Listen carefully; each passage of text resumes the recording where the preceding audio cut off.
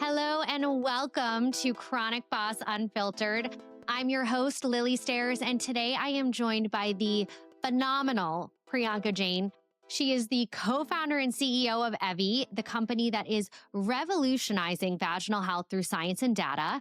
She has been named to Forbes 30 Under 30. She's raised millions to close the gender health gap, and she's built the world's largest data set on the vaginal microbiome.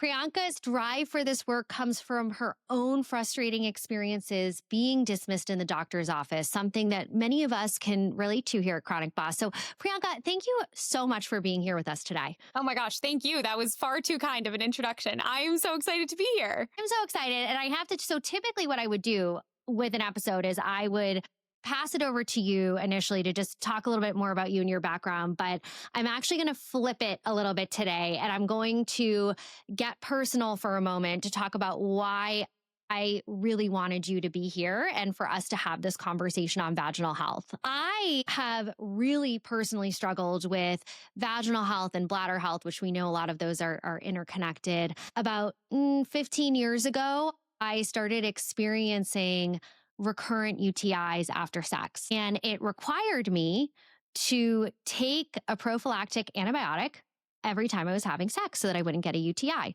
The doctors didn't have answers beyond that. And we do think that there's some sort of link to the vaginal microbiome. I was experiencing as well recurrent infections. And so what happens is, and I know this is like, you're hearing about this all the time in the work that you do, I have always been so open about my health conditions that this is something I share. I'll talk about it in my friend circles with other people without fail. There will always be another woman who says, oh my God, I have recurrent BV, or oh my God, I have recurrent yeast infections, or I deal with UTIs. And it's just like all of us. There are so many of us, but we're not talking about it. And I want to just talk about this number. When I was doing research for the podcast, I couldn't believe it. 30% of women at any given time are dealing with a vaginal infection. Yes. And yet we're more likely to be misdiagnosed than correctly diagnosed. So you're stealing all my stats, girl. I totally agree. No, I don't mean to steal your thunder. There's so much else for you to talk about, but I'm so like, why do you think something so common is still treated as taboo? Why is it so hard to say the word vagina? Tell me what you're doing to work on this and fix it. Well, I so appreciate you being willing to share your story. I'm sure so many people listening can very much relate to the experience you described. And I think just to put some numbers behind it, actually, vaginal discomfort is the leading reason that women seek healthcare advice in the US. I think there's over 10 million doctor's visits a year for vaginitis. And that's obviously so many of us deal with it without even going to the doctor, which points to the fact that you mentioned, which is that 30% of women at any given time have at least one vaginal infection. So incredibly prevalent. And as you said, when we go to the doctor, we're more likely to be misdiagnosed than correctly diagnosed, and we're more likely not to get better than we are to get better. So just mind-blowing and infuriating in so many ways. But I think it all comes back to something you and I have talked plenty about over the past few months, which is around just the lack of research that exists on the female body, right? And just to ground us in reality, women in the US were not in clinical research until 1993. And to this day, women are on average diagnosed 4 years later than men across over 700 of the same diseases, right?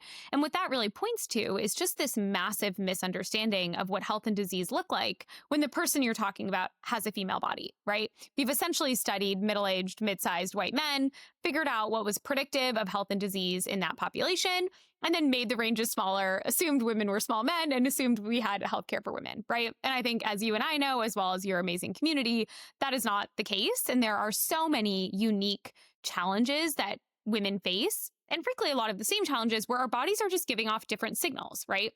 Our bodies are telling us when things are going well and when they're not, but we're just not, we don't have the tools to actually measure and track those signals. And so that was very much what we wanted to focus on at Evvy. And that is exactly what underpins the fact that we don't understand vaginal infections, right? I think you and I could also go on a rant about how so many conditions in women's health are defined so broadly that you actually cannot develop good diagnostics and treatments for them because they're actually like 50 different diseases, right? And I think vaginal health is a perfect example of that, where bacterial vaginosis, we see that as over 80 different permutations, right? Where there's different molecular signatures that cluster with different symptoms that are different for women who are in menopause versus postpartum versus on a certain birth control. But in women's health, since we've never studied those things, we just group them all together. And then it's unsurprising that you can't develop diagnostics and therapeutics for something that's actually 50 different things. So anyways, I think that's very much where the problem comes from. And last thing I'll say that I think is very relevant to your community is that 80% of autoimmune disease patients are also women. And I think so much of that similarly comes back to the lack of research, the lack of ability to correctly stratify these different diseases and conditions to then help us get to diagnostics and treatments. So it's all frustrating. Absolutely.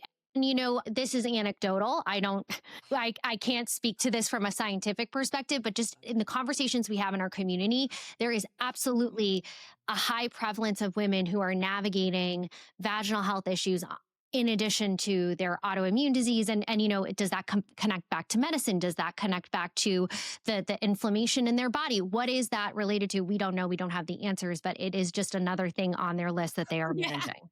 Yeah. It just, yes, I think that we always say at Evvy, the female body shouldn't be a medical mystery. And the reason we have to say that is because today it very much feels like it is. Yes, absolutely. So tell us, just so that the audience level set with us, what exactly are you doing at Evvy? What a great question. So our focus at Evvy is on, as you mentioned, specifically leveraging the vaginal microbiome to help improve outcomes in women's health.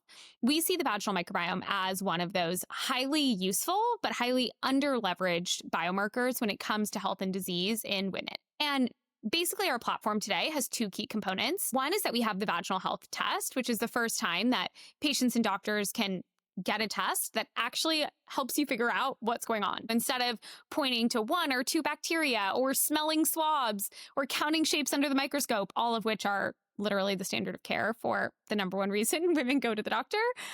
Instead, we do metagenomic sequencing where we look at the whole genome of all the bacteria and fungi in the sample, and we help doctors and patients finally, what we say, turn the lights on and get a sense of what's actually going on so that you can give a patient the right diagnosis and the right treatment. And so that's the first piece. The second piece of the platform is actually using that data to much more precisely stratify the disease state. So like I was saying before, it's not all BV, it's a much more precise stratification of that. And then we use that to predict the right treatments and ingredients for that specific patient. And then we are able to actually prescribe custom compounded vaginal suppositories with exactly what that patient needs and send them to their door. So basically, precision vaginal health is the goal of the platform. It's so incredible and so groundbreaking. And I'm so delighted that you are working in this space because we need this innovation. So exciting to have you in it. Oh, that's so sweet of you. And I think vaginal health is is obviously the first place to start with the vaginal microbiome. But I think what excites me so much about it, I'm sure people are familiar with the concept of a microbiome, right? We have one in our guts, we have one in our mouths, on our skin. It's really just a fancy word for a community of bacteria, fungi, viruses, you name it, that live on or in some part of your body, right? And it turns out that we've evolved with a microbiome in our vaginas. And if you think about the vagina structurally, right, it's really just an open gateway between the outside world, which has every pathogen and microbe you could imagine. On the other side, you have your most important reproductive organs. And we've essentially co-evolved with this community of bacteria that play this really important immune barrier-like function for the reproductive system. And what I mean by that is that when the vaginal microbiome is in a healthy state, it's basically dominated by bacteria like lactobacilli, which maybe people have heard of. And what those bacteria are doing is they produce lactic acid, hydrogen peroxide. They basically make the vaginal environment acidic, which I feel like people know is important, the pH of the vagina. And they also take up space on the vaginal wall.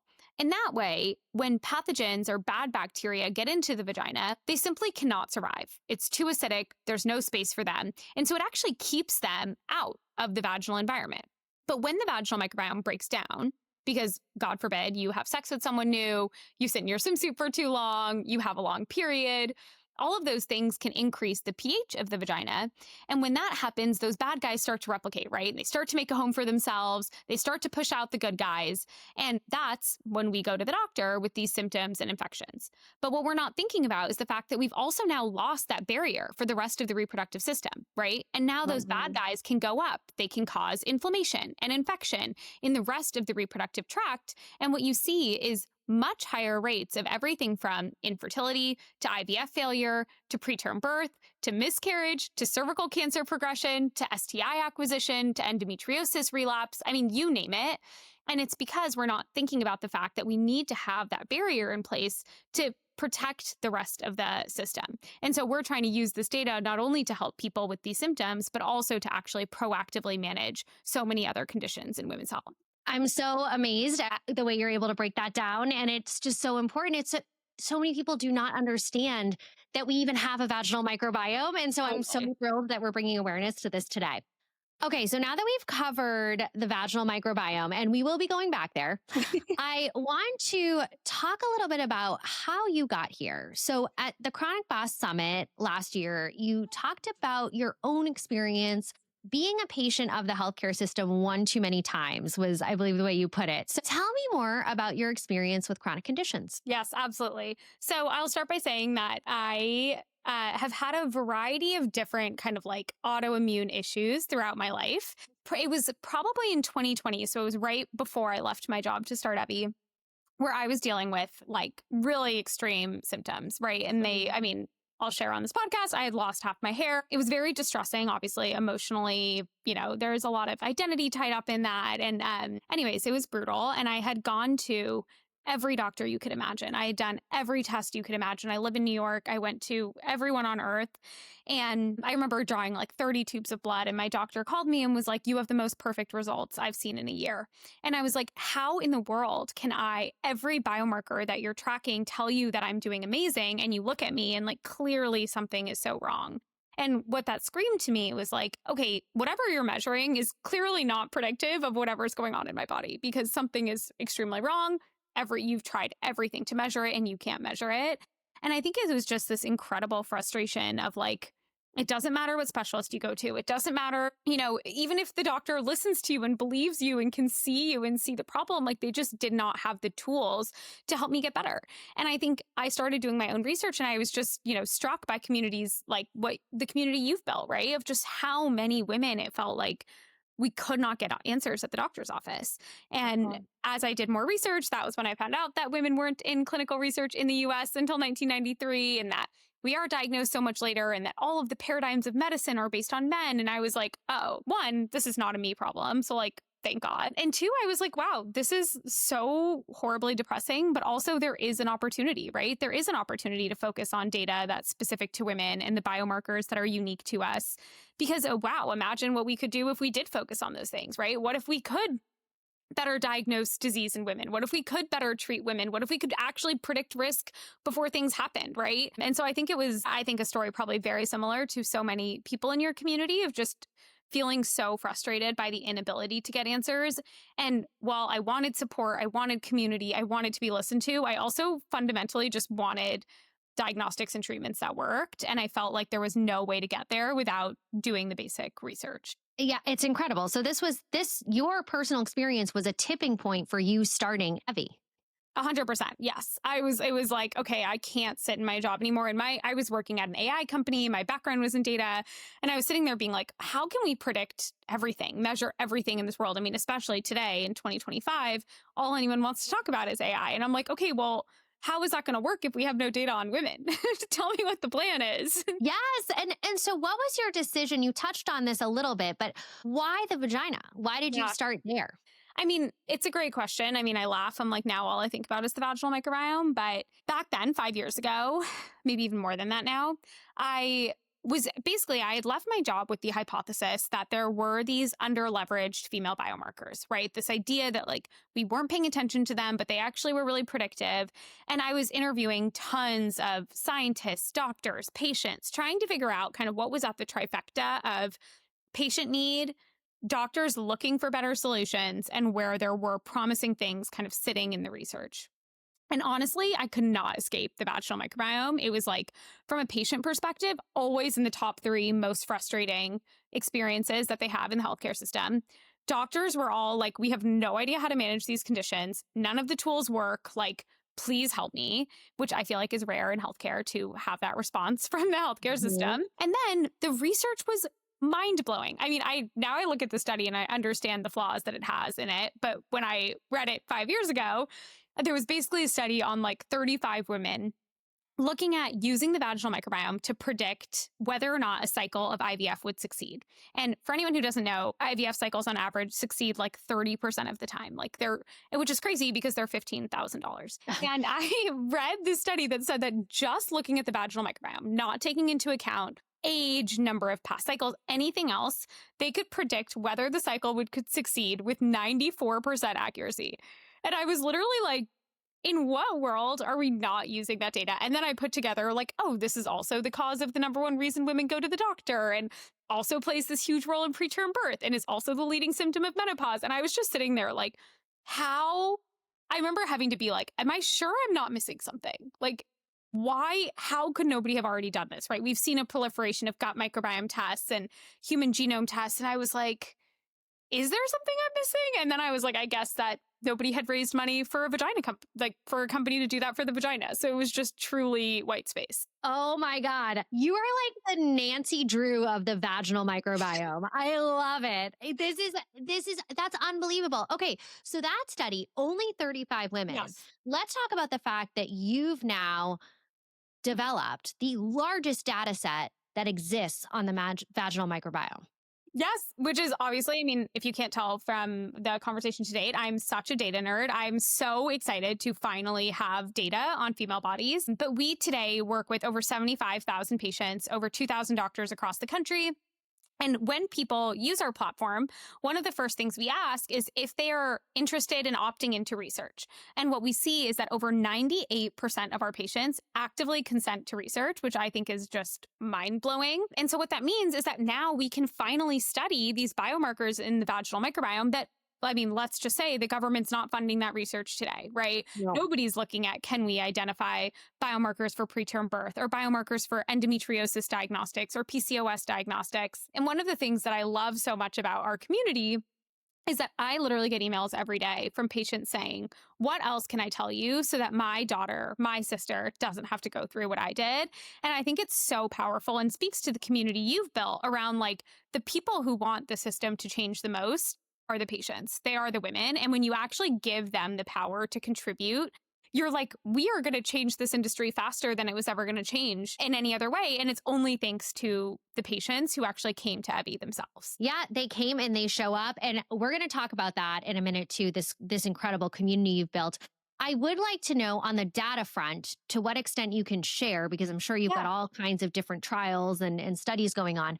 Is there anything really landmark, interesting, something surprising that the data has revealed thus far? Oh my gosh, so much. I mean, one, just like the clinical understanding of vaginal health today is in medieval times. I'm like, we are so rudimentary in our understanding of what's actually happening in a patient's vagina when they have symptoms, when they have negative health outcomes, that frankly, I'm just like, new age technology just sheds a light on things in a way that we could not before.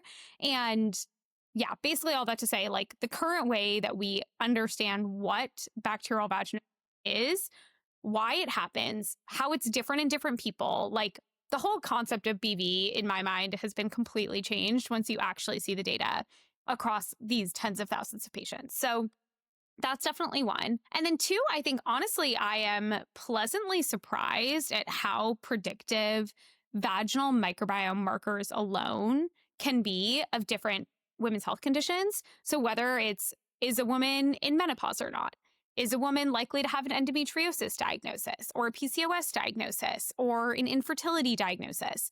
I am like pretty amazed. I mean, look, we haven't frankly had the time or the money to invest as much as I want to in those models and those arenas to develop real tools that can be used yet. But the initial data is pretty mind-blowing. So I'm very excited about that. That's huge. That is music to my ears. I know that is music to the ears of so many women out there, because how often are we hearing about PCOS and endometriosis and all of these conditions that impact women, and that they are dismissed? Yes. And they are gaslit at the doctor's office. And if you could have a diagnostic tool that's going to say, oh, hey, let's look at her vaginal microbiome, I don't think she's faking her symptoms. I think that might Totally. be real, right? What is the average time to diagnosis? Like 7 to 10 years? In the autoimmune space, it's up to 7 years that folks are taking to get to a proper diagnosis. And Of course, a lot of that has to do with the fact that you brought up earlier 80% of people living with autoimmune diseases are women, and we are dismissed in the doctor's Totally. office and we are gaslit. And so there's so much work to be done. And I'm always excited when I hear about data and tools and diagnostics that are going to help us say, okay, you don't want to listen to my symptoms, you don't want to listen to what I have to say. Take a look. Let's run the Yeah. test and let's take a look at it and Yeah. let's get me diagnosed No, and get the help that I need, right? that makes me think of another stat that I saw, which is I think it's something like 70% of healthcare decisions are based on a lab test. And I think what's so fascinating about that is that we don't have lab tests in women's health. Like almost none of the disease areas that we talked about are diagnosed with lab tests. One of our advisors has this great line about how everything in women's health is a storytelling diagnostic, where like you tell your story to the doctor who tries to pattern match the story to other patients. And it's like, if the majority of medical decisions are made with lab tests and we don't have lab tests for women's health, I mean, are we surprised that we Yeah. can't diagnose anything? It's like, it's just, we don't understand the female body molecularly. And because we don't understand that, then how are we going to have solutions? And I'm just like, so, I mean, I will only say this once because it's too depressing, but you're just like, the fact that we are choosing to cut back our investment in science and research in the United States is, I think, one of the worst decisions we could ever make. And then obviously, we're disproportionately doing that for anything related to women. And I think that we're going to feel the pain of that for decades. And we're already so behind. Women are so behind already. When you talk about the stat of 1993, women Yeah. couldn't be in clinical trials until then, and we still struggle with to today pregnant women and where do they fall and what medicines can they take when they're pregnant. I mean, we just don't have this data, and it's scary. And you're right, it is scary that we're starting to see those cuts. And I will say I am so grateful that we have companies like yours and people like you who continue to push this forward and are driving innovation in the private sector because we need it now more than ever. Totally. It's like we can't rely on the public sector anymore. Like, I'm No. not waiting, right? Like, we can't wait anymore. It's not going to happen. And we need to build a women's healthcare progress machine that is resilient to whatever the politics and whatever the public sector is going to do, because they clearly do not show up for us. Nope, nope, they don't. But you're paving the way. You're making it happen. You are making it happen. And so you mentioned previously, you talked a little bit about the community, a little bit about these women who are pushing. They're like Yeah. knocking that door to say, hey, I want to share my data, take my data, analyze it. Let's get this problem solved. So you built this amazing community, and I am a proud member of your Facebook group. I've also used Evvy to I've done a number of kits to examine my vaginal microbiome and figure out what's going on. I love to hear. It's a remarkable program. I'm obsessed with it. So what's really interesting is that you've created this space for women to support and empower one another and give each Yeah. other information.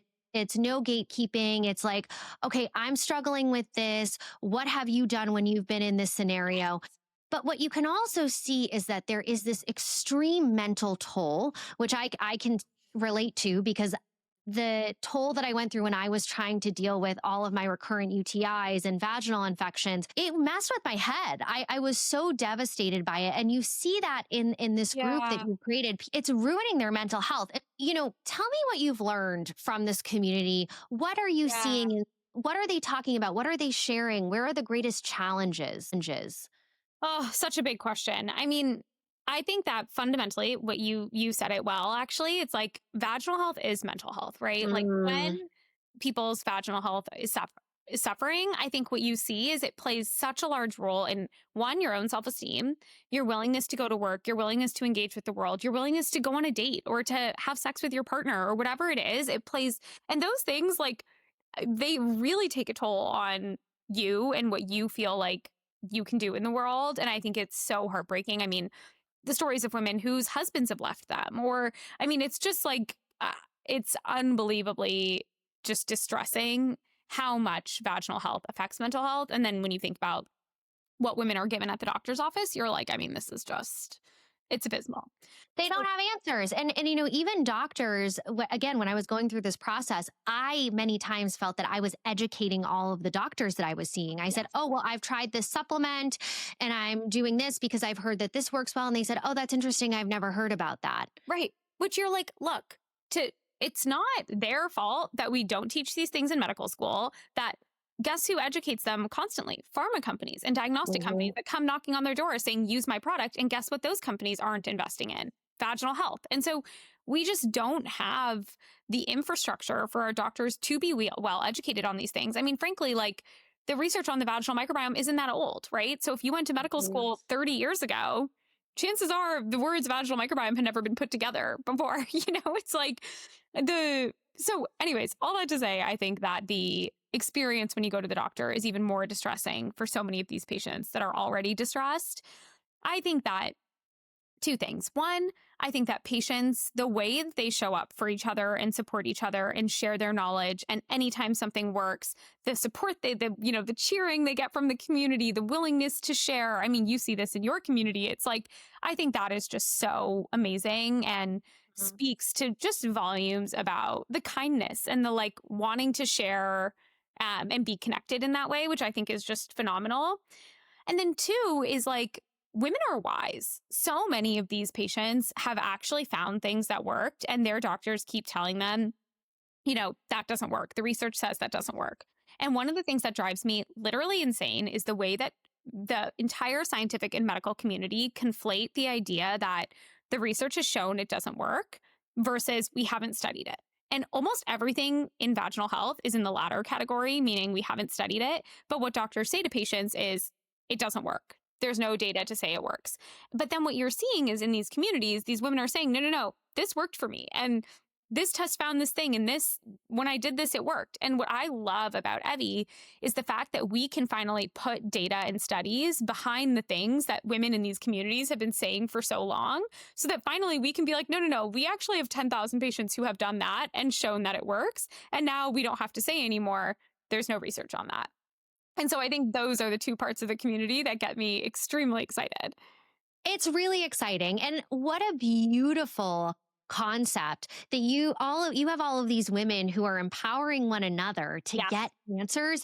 And then they're supporting the collective world in learning about the vaginal Yes. microbiome and Yes. driving innovation forward. It's just, again, like, what can't women do when we all come together? I It's mean, such a perfect example of that. It's such a perfect example. completely agree. Okay, so shifting gears just a little bit, because I think it's really important that we touch on this. At Chronic Boss, we're all about talking about powerful women like yourself who are living with chronic conditions and who are making an impact and who are like knocking down doors, shattering glass ceilings. You've built an amazing company that is venture backed. So you've also openly talked about imposter syndrome, Yeah. not being a doctor or a PhD, but you are a leader in this space. So, how do you reframe not having that background as a strength? Totally. Absolutely. I feel if anyone is feeling that way, I would just like to say I still feel that way. I think it's really, I'll talk about the vaginal microbiome or about vaginal health or about Evvy, and someone will say, well, are you the doctor? Are you the PhD? Or what letters do you have after your name? And I don't even have an MBA. So, like, I don't even got those letters after my name. But I think that when I was starting Evvy, I think I was extremely insecure about that. I think, it's still something I can't say that I'm perfect at. Like, I think it's still hard for me to hear those questions, especially when I think I've probably stared at more vaginal microbiome data than like maybe anyone on this earth. But I think that what I remind myself often is that there are so many roles to play in pushing the system forward. And the expert role is an extremely important one, right? Like, you need the doctors, you need the scientists, you need the people who know how to run a shotgun metagenomics assay, and the people who know how to build bioinformatics pipelines to analyze genetic data. Like, of course, you need those people. But you also need people who understand the patient and who know how to talk about the problem in a way that brings resources to it, and who can hire talent to focus on it, right? And I think that I remind myself, one, I don't need to be the expert. I'm not the expert on a lot of things, and that's like totally fine. And two, it's like my expertise is that women deserve better. And I have been a patient of the system, and I can tell you as a consumer what I expect from the healthcare system. I can raise capital and hire people to focus on this problem that maybe they never would have focused on before. Maybe we wouldn't have spent $25 million investing in the vaginal microbiome if we hadn't chosen to do this, right? And I think it's accepting that like that is also an important role to play, and that the only important roles aren't just the technical expertise, but there's also so much more that it takes to actually bring something to life. And I think that so much of healthcare would benefit from more women who were patients coming into the space to innovate. And so I think you just have to know that that is actually equally valuable and important for the space to benefit from. So well said. And might I just add, you speak to the technical piece better than any doctor I've ever seen in this space. And by the way, I'm in Boston, which is, the top medical home of hub the of doctors. the world.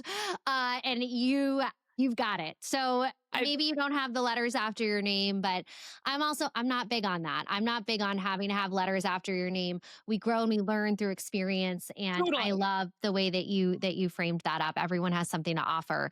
So what advice would you give to other women founders who maybe feel underestimated in some of the rooms that they're walking into? I mean, we all feel you, is the first thing I'll say. I mean, I think one, it's so hard to be underestimated. I think two, it's so frustrating to feel like people don't understand how large the problem is that you're trying to solve, or to be told that something is niche, or that is it really that big of a problem? And do people really care about that? So I think it's just remembering like every great company and every great founder has absolutely, that has happened to them, right? They could be a white man, still happening to them, right? And I think it's really, honestly, it's just about picking yourself up. And I think honestly, that's the part of being a founder that I don't think people talk about enough, which is like one of the hardest parts is just picking yourself up every hour of every day, and then you have to pick up your team around you, right? So like sometimes it feels like I need help getting picked up, but like, okay, I got to do that for myself, and then I have to show up for my team. And so I think that it's just realizing that like this job is just the world beating down on you. And I remember somebody saying like startups are default dead, right? So like you are breathing the energy into this. You are creating it. You are pushing it forward. And like that by definition means that like wind is going to be in your face. Things are going to be coming against you. And like, if you can just pick your head up and pick yourself up, like there will be another day. There's always, you know what I mean? Tomorrow comes and you just have to pick yourself up and get there. And I think that like at the end of the day, I know it's so cliche, but it's like resilience wins.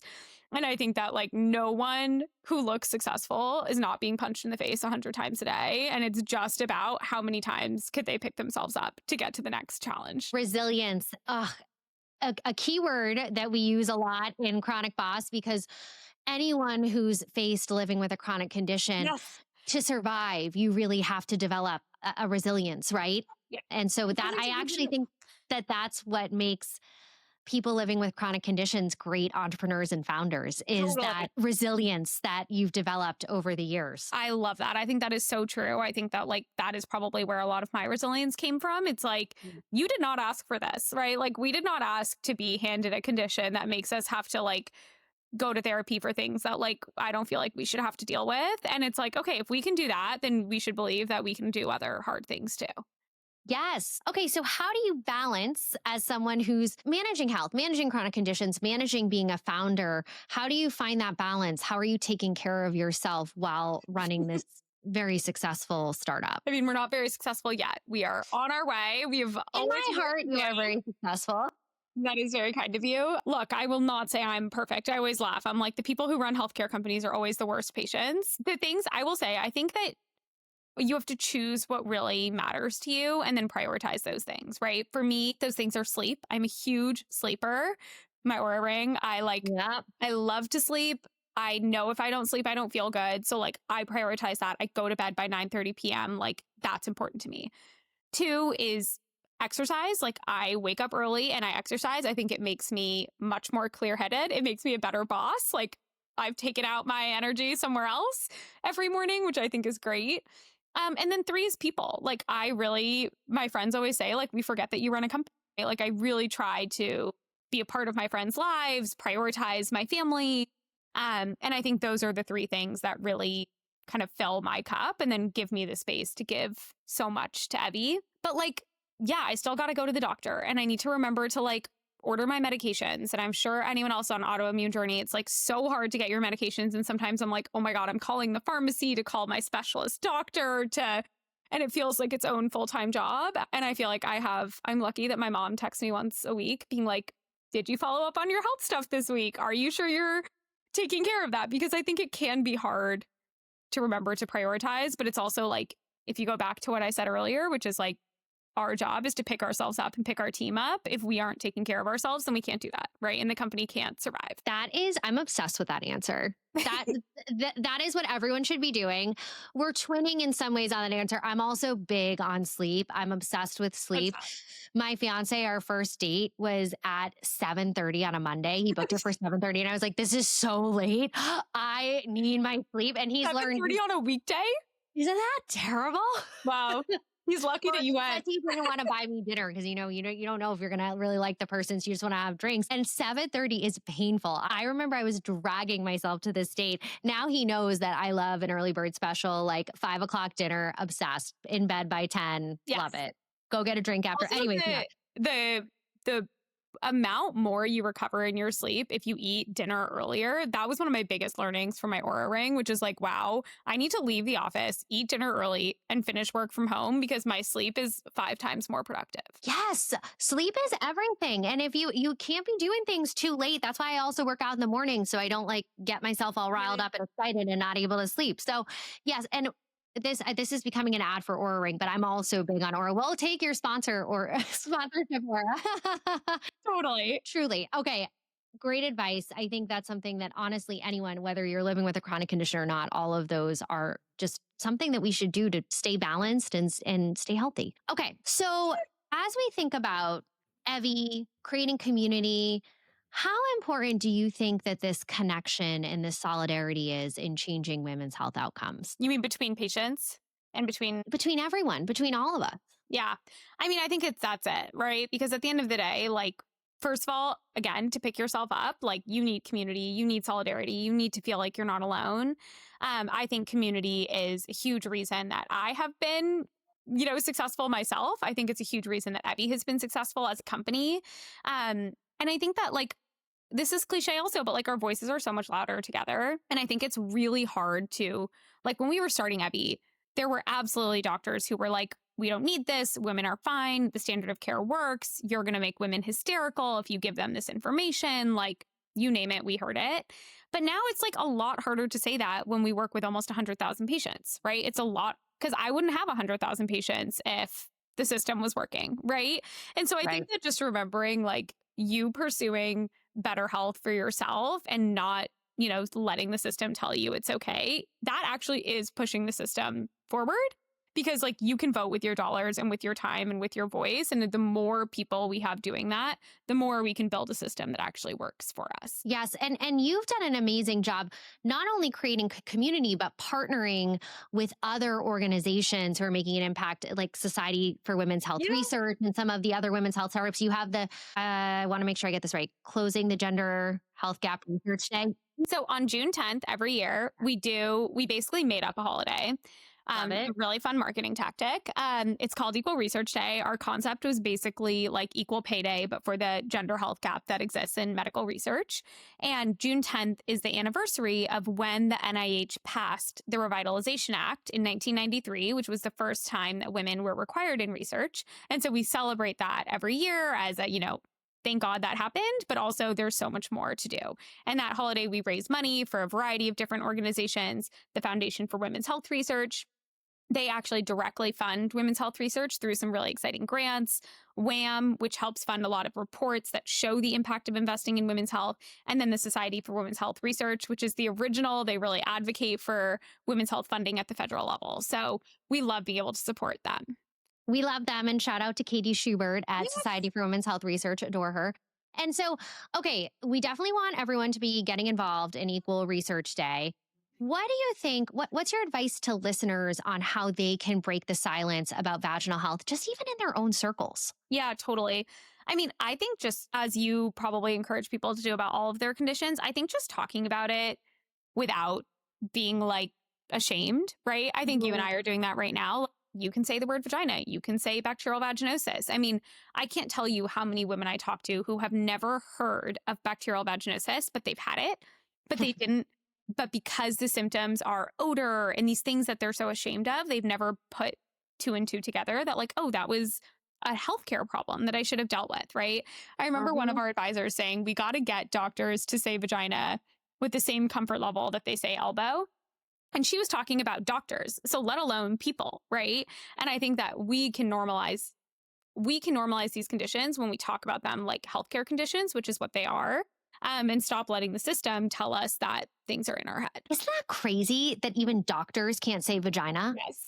This is What a doctor at Harvard who said to me that doctors like shrink when they have to talk about vaginas at conferences. it drives me bananas. It's crazy. And I'm glad we're talking about this. And I hope that for anyone that's listening to this podcast, you will open up lines of conversation. You will legitimately be, I promise you, when you bring this up with a group of women, there will be other women who Yes. raise their hand and say, oh my God, me too. Thank you. Yes. I'm so glad you said something. You literally feel, I said at the beginning, you feel this collective sense of relief that other people are going through this. And now you have somebody you can talk to about it. And now we can help one another and have conversations. Oh, did you ask your doctor about this? Have you considered trying this? Did you join the Evvy research group? Go get your microbiome tested. It's up to us to have these Totally. conversations. It's up to us. Totally. I Yeah. literally get cornered at every single dinner party I go to now, being like, oh, can I actually ask you about this problem I've been having? Or like, do you know what this means? And I'm like, it makes me so happy that I'm like, oh, I've become this safe space for so many women that they've never had before. So I think that we can all do that. We can all be experts on our own vaginal microbiomes with Evvy, and then we can educate our friends. We can too. Yeah, Priyanka, I will tell you, in my circles, I have become the go-to gal on vaginas. Yes. Now, I don't have the same credentials as you, though. I I mean, could, I don't have any credentials, as we you know, discussed you earlier. you have basically an honorary MD, PhD in the No. vaginal microbiome, but that's fine. No, you're amazing, and this has been incredible. This was packed with so much good information that honestly every woman should know. And there's so much we can all do collectively together, and so we need to team up to get there. I could not agree more. Thank you so, so much for having me and for Thank you. everything Oh, you're doing. Priyanka, I can't let you go yet. I Okay, have to tell me. ask you one more question. Please. What does being a chronic boss mean to you? What a great question. I think it means picking yourself up. It means that you are the type of person who is chronically hit with something that you didn't ask for, and you pick yourself up and you have another day. And I think that the people who do that, they are the bosses in my mind. Amazing way to end. Priyanka, thank you for being here and thank you for all that you do for women's health and our community. You are literally changing the world, and it is an honor to have the opportunity to have this conversation with you and to get this information out to chronic bosses everywhere. You are far too nice. Thank you so much for having me and for everything you're doing with your amazing community. Thank you.